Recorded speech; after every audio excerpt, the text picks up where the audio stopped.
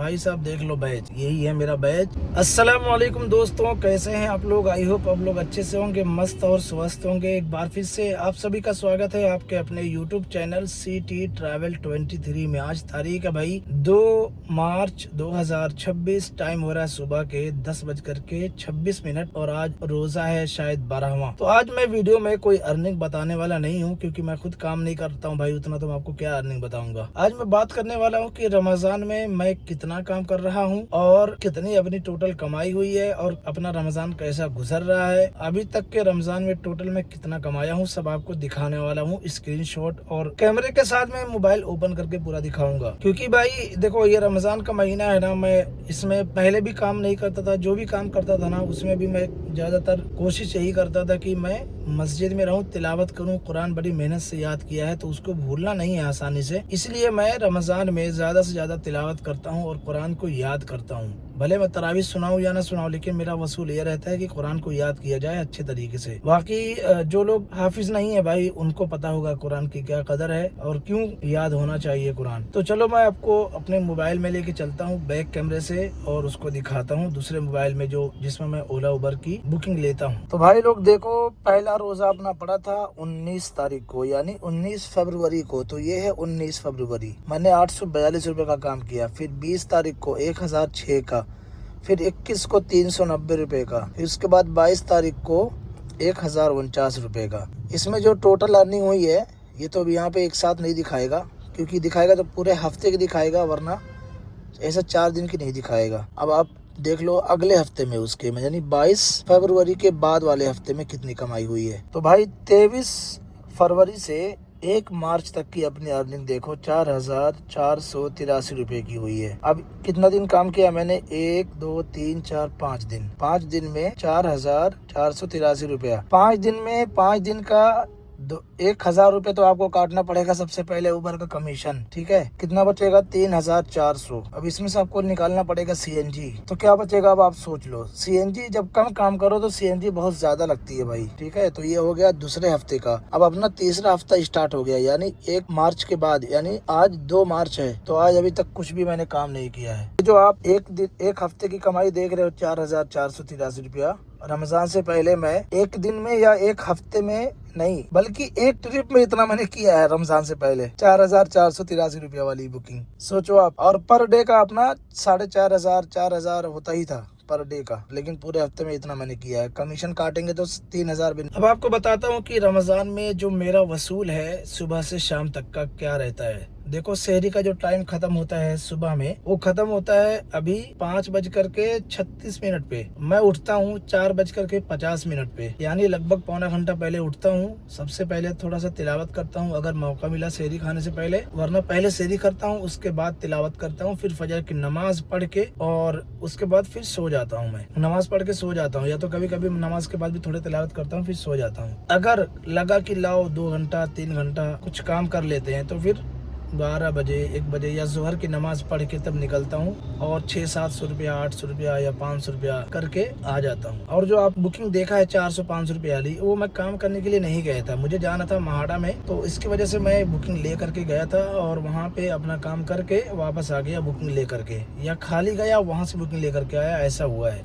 तो वो काम करने की नीयत से नहीं निकला था। उसके बाद अपना जो वसूल है कि असर की नमाज मस्जिद में पढ़ने का और मस्जिद में तिलावत करते रहने का मगरिब तक, यानी 10-15 मिनट पहले मस्जिद से निकल के घर पे जाकर अफ्तारी करना। अफ्तारी करने के बाद सीधा मस्जिद में जाके तिलावत करना और ईशा की नमाज पढ़ के तरावी पढ़ने के बाद फिर घर पे जाना। ये मेरा वसूल है, आज से नहीं, लास्ट के 3-4 साल से यही वसूल है कि मैं असर से लेकर के ईशा के बाद और तरावी खत्म होने तक का मैं मस्जिद में ही रहता हूँ भाई। मेरा कुछ करने का दिल ही नहीं होता, कोई लालच ही नहीं रहता कुछ करने का, सिर्फ ये रहता है कि भाई ज्यादा से ज्यादा तिलावत करके अच्छे से कुरान को याद कर लो, और कुछ नहीं। बाकी अल्लाह ताला 11 महीना दे रहे हैं भाई रमजान के बगैर, बिना रोजे के आप बिंदास खाओ पियो जो चाहो वो करो, लेकिन 1 महीना अल्लाह का कानून है कि आपको रोजा रखना है।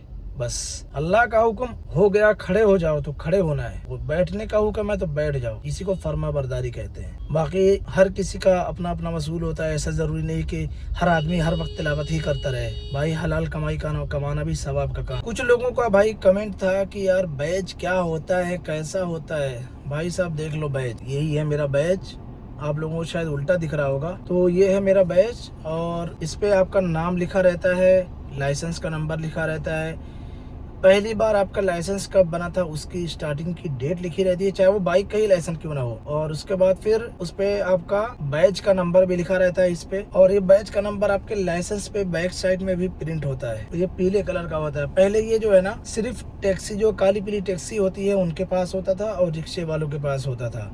और जो BST बस चलाते हैं या ट्रांसपोर्ट की जितनी बसें चलती है सबके पास ये बैच होता है, ठीक है। लेकिन अब ये ओला उबर वालों के लिए कंपलसरी कर दिया है। कुछ लोगों का कमेंट ये भी था कि भाई 7.5 टन GVW की जितनी भी व्हीकल है उसको आप LMV लाइसेंस से चला सकते हो। तो भाई साहब ये गवर्नमेंट का कानून नहीं है, ये सुप्रीम कोर्ट का जजमेंट था। मेरे ख्याल से 2021 या 22 में ये आया है। तो ये जो जजमेंट था ये सुप्रीम कोर्ट ने जब दिया था तो ये टेम्पो जो होता है ना 407 या बोलेरो पिकअप, टाटा इंट्रा वी10, छोटा हाथी, ये जितने भी टेम्पो होते हैं ना टेम्पो, उसके लिए जजमेंट है। टैक्सी कार के लिए भी ये था। लेकिन महाराष्ट्र गवर्नमेंट ने इसको कुछ अपने यहाँ के परिवहन विभाग में चेंजेस किया और उसमें ये बैच को टैक्सी के लिए कंपलसरी कर दिया है। आप प्राइवेट लाइसेंस से टेम्पो चला सकते हो, बोलेरो पिकअप वो सब चला सकते हो, लेकिन आप टैक्सी चलाओगे ना तो टैक्सी के लिए आपको बैच तो लगेगा ही लगेगा भाई, आप उससे बच नहीं सकते हो। और अगर आपको बहुत ज्यादा ज्ञान है तो एक बार आप बिना बैच के आप रोड पे गाड़ी लेके निकलो और RTO वालों के जाके बोलो कि मेरे पास बैच नहीं है, फिर वो बताएंगे आपको कि बैच क्या होता है और कितना फाइन है उसका। दूसरी बात ये कि भाई ये बनता कैसे है, बहुत सारे लोग इतना कमेंट कर रहे हैं और बता भी चुका हूँ कई बार मैं। भाई ये बनाने के लिए आपको 2-3 डॉक्यूमेंट्स कंपलसरी है। सबसे पहले होता है रहवासी दाखिला, 15 साल का डॉक्यूमेंट्स दिखा करके रहवासी दाखिला बनता है। और उसको बनाने के लिए शर्त यह है कि आप महाराष्ट्र के स्कूल में पढ़े होना चाहिए। नंबर 2 पे आता है पुलिस कैरेक्टर सर्टिफिकेट, वो तो 500 रुपए में बन जाती है। और तीसरा है कि आपका TR लाइसेंस होना चाहिए, तभी वो बैच अप्लाई आप कर सकते हो, ठीक है। ये बैच बनाने के लिए 3 डॉक्यूमेंट्स आपको चाहिए। TR लाइसेंस होना चाहिए और आपके पास पुलिस कैरेक्टर सर्टिफिकेट होना चाहिए, रहवासी दाखिला होना चाहिए।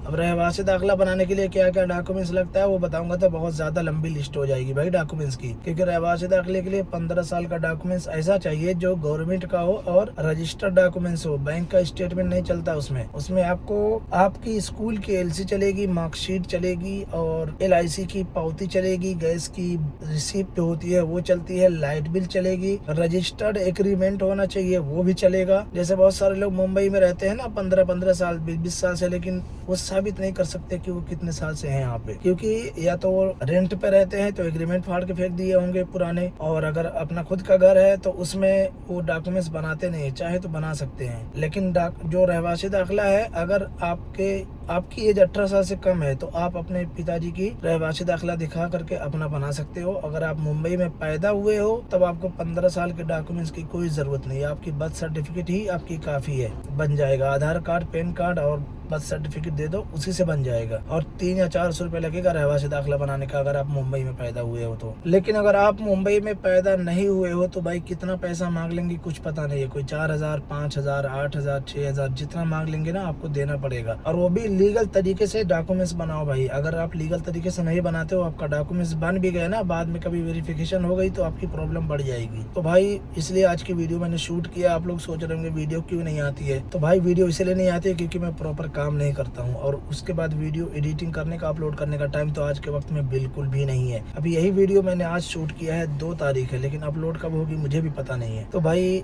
आज की वीडियो अपनी जो थोड़ी मोड़ी थी कैसी लगी कमेंट करके जरूर बताना। अपना ख्याल रखें, अपना वक्त बर्बाद ना करें ज्यादा से ज्यादा। भाई अगर आप मुसलमान हैं तो तिलावत करें, मस्जिद में रहें, नमाज पढ़ें। मैं मिलता हूँ आप लोगों से अगली वीडियो में। अस्सलामु अलैकुम।